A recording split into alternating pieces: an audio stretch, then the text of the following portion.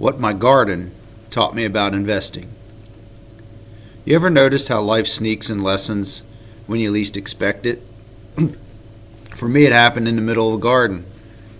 I was out pulling weeds one morning, just trying to clean things up, when it hit me. This is exactly what I'm doing with my portfolio every time I prune. See, in a garden, you don't just let everything grow wild. If you do, the weeds choke out the life out of the good plants.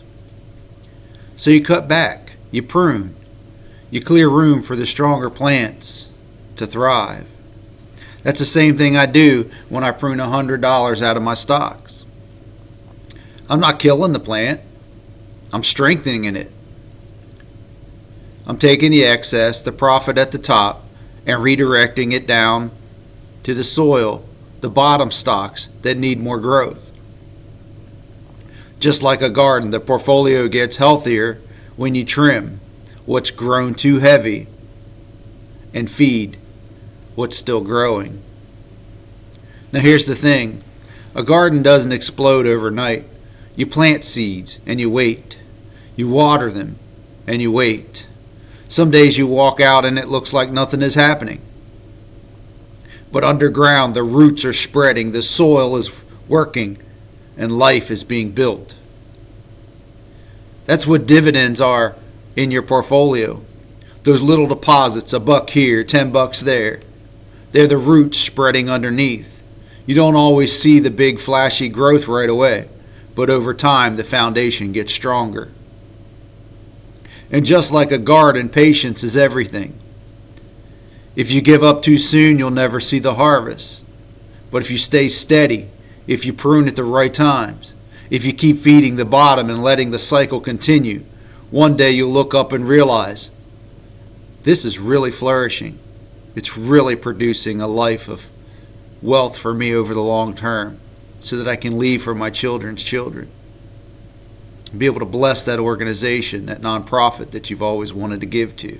Be able to start that business that you've always wanted to start because you have the security that you've built over the years. One seed at a time. I've watched Eli Lilly go from being down hundreds of dollars to slowly climbing its way back. That's like a plant you almost thought was dead, but you gave it water anyway. You didn't yank it out. You didn't throw it away. You gave it time, and eventually it found the strength to grow again. That's what I love about the system. It's not just math. It's not just rules. It's a living cycle. Something is always at the top. Something is always at the bottom. And the process of pruning and feeding keeps it all balanced. And here's the real life lesson. The same patient that grows a garden will grow your wealth. The same discipline that says, I'll weed a little today so the harvest comes later, is the discipline that says, I'll prune $100 today and reinvest it at the bottom. So the next time you're out in your yard or even just looking at one of your house plants, remember, growth takes time. But if you're willing to prune, feed, and wait, the harvest will come.